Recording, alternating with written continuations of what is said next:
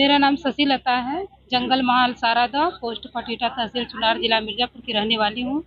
मैं मेरा इस कार्यक्रम में मेरा ग्रीन आर्मी का जो महिलाएं हैं, हमारे यहाँ पे 500 महिलाएं हैं। और हम लोग जो है कि जो नशा का दारू बनाते हैं, देसी दारू बनाते हैं, और जो पैकेट का आता है, उससे लोग जैसे दारू पी कर महिलाओं को प्रताड़ित करते हैं, उनका हम रोकथाम करते हैं। और जगह जगह पर जैसे नुक्कड़ पे लोग जुआ ताश खेलते हैं, तो उनका हम लोग रोकथाम करते हैं। लेकिन हम लोग समूह में मिलकर ये कार्य करते हैं। लेकिन मैं ये चाहती हूँ कि जैसे हमारी पुलिस अगर मदद करे तो हमें और अच्छा रहे, क्योंकि बहुत से ऐसे गांव के लोग होते हैं जो कि अपना पावर दिखाते हैं कि हम तुमको कुछ नहीं समझते हैं। लेकिन हम लोग जहाँ जहाँ काम किए हैं वो कार्य सफलतापूर्वक किए हैं। हम लोग बच्चों को स्कूल भेजना, जैसे कि जो बच्चे पढ़ नहीं पाते हैं, बच्चियां नहीं पढ़ पाती हैं, उनको शिक्षा देते हैं और महिलाओं को जागरूक करते हैं कि राज्यपाल जी हमारे यहाँ इस कार्यक्रम में 19 दिसंबर को जो हमारी महामहिम श्रीमती राज्यपाल आनंदीबेन पटेल जी आई हैं। इन्होंने अपने वाणी से जो हमारे लिए संदेश दिया है कि अगर हमारे साथ, हमारे ग्रीन आर्मी की महिलाओं के साथ यदि पुलिस भी साथ दे तो हम लोगों का सहयोग दुगुना हो जाएगा। होप फाउंडेशन ग्रीन आर्मी की महिलाओं को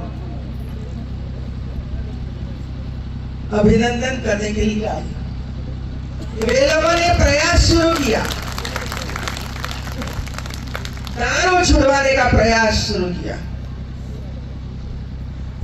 और बच्चों की पढ़ाई हो, इसके लिए प्रयास आरंभ किया है। अब हमें इसमें सहयोगी बनना है। सरकार भी सहयोगी बने, सभी अधिकारी सहयोगी बने और उनकी जो ताकत है, ताकत का उपयोग करें, मार्गदर्शन करें और समग्र मिर्जापुर डिस्ट्रिक्ट में से पहला ये जिला बनाओ पूरे भारत का। ये मिर्जापुर अब शराब मुक्त हो चुका है।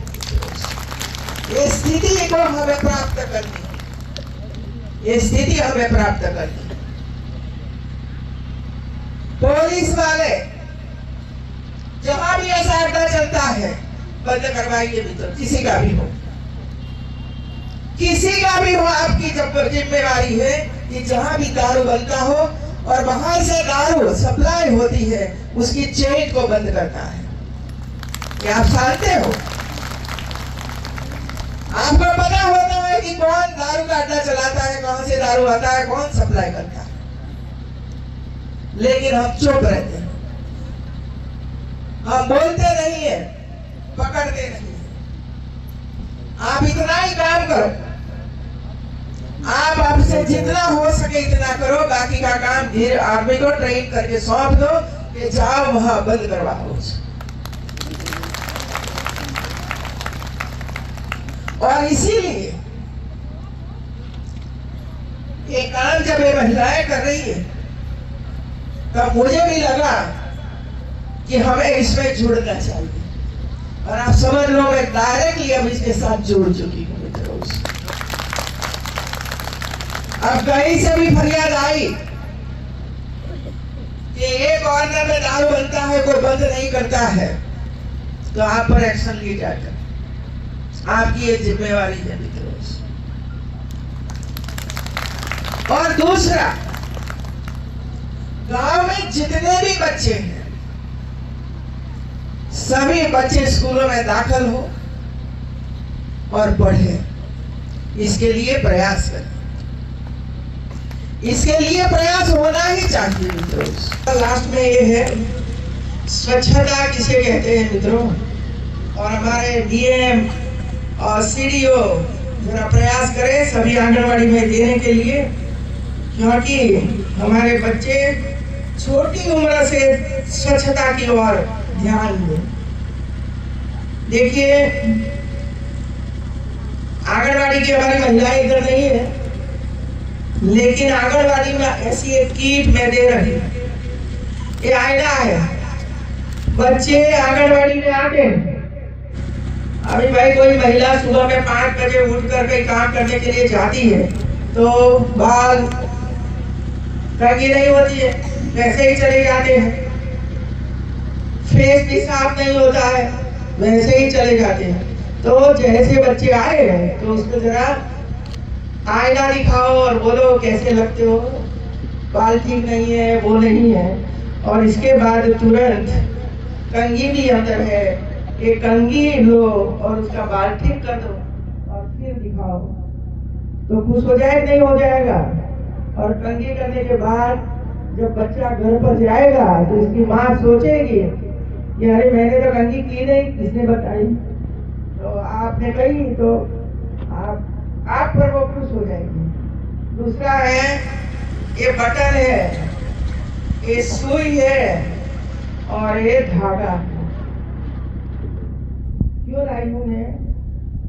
आंगनबाड़ी में आने वाले बच्चों को शर्ट पर बटन ही नहीं होते और चड्डी भी खुली रहती है। ऐसे बच्चे बेचारे आकर बैठते हैं, हमारी आंगनबाड़ी कार्यकर्ता करे क्या? कहाँ से धागा लाए, कहाँ से बटन लाए, कहाँ से सुई ढूंढे। तो मैंने सोचा भाई तीनों दे दो ना एक साथ। तो धागा, सुई और बटन लेकर जितने बच्चों को बटन नहीं होगा वो कर देगी। तो ये भी इसमें रखा हुआ है। और एक अच्छा टॉवेल रखा है। आप बर्तन साफ करते हो तो पल्लू उठाते हो और बर्तन को सफाई कर देते हो, बराबर के नहीं? और फेस साफ किया तो पल्लू से ऐसे करके कर दिया, वो भी वो होता है। यदि बच्चा, छोटा बच्चा शौच क्रिया करके आया तो उसको साफ भी करते हो और फिर पीछे पल्लू से ही उसको साफ कर देते हो। और जमाई रात घर में आए, अब उसको भोजन करवाना है तो थाली ऊपर से ली, वो थाली की सफाई भी पल्लू से हो गई।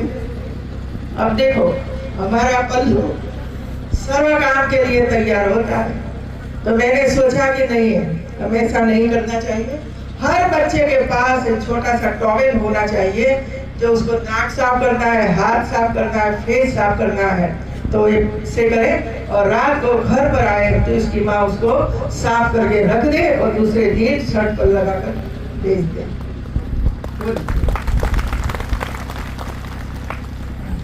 इसमें एक नेल कटर भी है। अभी महिलाओं को देखती हूँ तो लाल नख, पीले नख, कलरफुल। पहले तो साड़ी के हिसाब से कलर करती थी, अब तो कोई भी कलर हो, मिक्स मैच। भाई आप करो, मुझे आपत्ति नहीं है, लेकिन बच्चा को मत इसमें जुड़िए, क्योंकि बच्चे बाहर खेलते हैं, मिट्टी में खेलते हैं, गंदी जगहों में खेलते हैं, तो जो जर्म्स होते हैं, वायरस, ये नख में आ जाते हैं। हमें पता ही नहीं होता कि देख नहीं पाते हैं वायरस को। तो ये काटो नाखून, वीक में एक दिन आधा घंटा निकालो और नेल कटर से उसका नाखून काट दो तो जम्स नहीं जाएंगे और वो अच्छी तरह से खाएंगे। बच्चे खेलते हैं, काटा इसमें हम लोगों ने रखा है।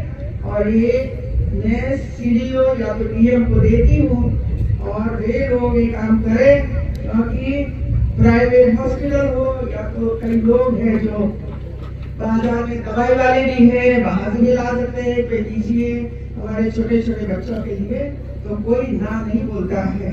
आप करके दिखाइए। तो आप सब लोग ये कार्यक्रम में आए, मुझे बहुत ही खुशी हुई आप सबको मिलकर। धन्यवाद, सबको बहुत बहुत बधाई।